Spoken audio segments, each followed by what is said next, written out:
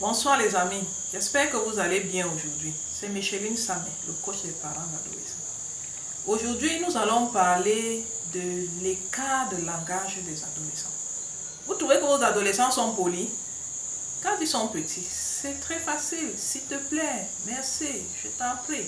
Mais au moment où ils grandissent, ça change. Ils commencent à gronder, ils commencent à lancer les injures comme les cailloux. C'est difficile dans la maison. Comment est-ce qu'on peut gérer les écarts de langage de nos adolescents? Il y a plusieurs choses qu'on peut faire. Aujourd'hui, nous allons voir juste quelques-unes. L'une des choses qu'on peut faire, c'est de nous rapprocher même de lui pour savoir pourquoi il fait ça. Certains font juste par imitation. Peut-être que dans leur bande d'amis, il y a des gens qui se comportent comme ça. Bon, ils pensent que pour s'affirmer, il faut être grossier, il faut parler aux gens n'importe comment, il faut insulter les gens. C'est ça qui montre qu'on est un homme. Parce qu'il évolue dans un environnement où on se comporte comme ça.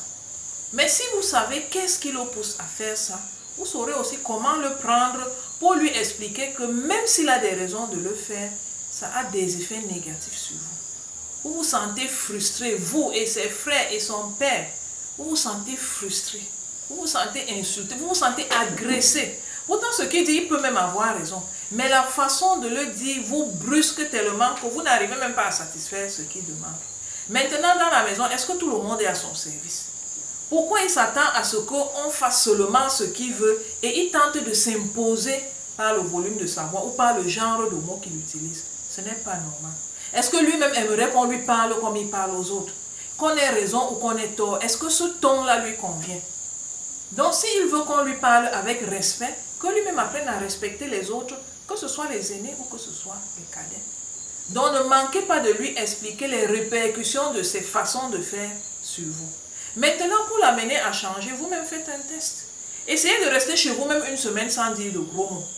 Essayez de faire qu'il n'y ait pas des injures à la maison, qu'il n'y ait pas des écarts de langage, que ce soit de vous, ou de son père, ou sa mère, ou même de ses frères et ses sœurs.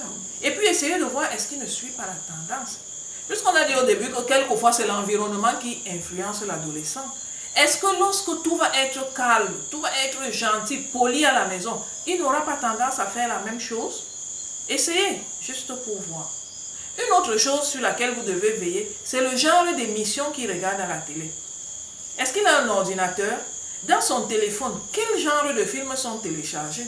S'il regarde des émissions violentes, où les gens se comportent n'importe comment, où les gens disent n'importe quoi, en espérant être le caïd, en espérant être le plus respecté, il aura tendance à faire la même chose.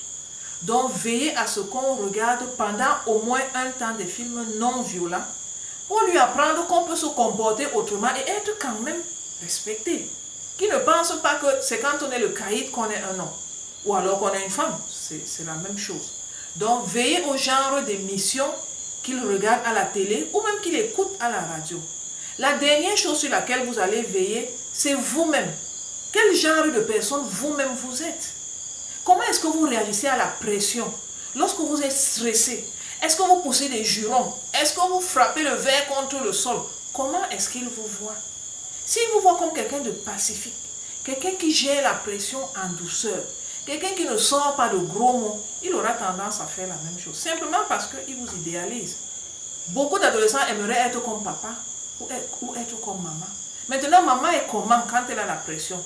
Quand ça ne va pas entre vous, est-ce que vous vous lancez les mots comme des cailloux ou alors vous résolvez vos problèmes dans la paix?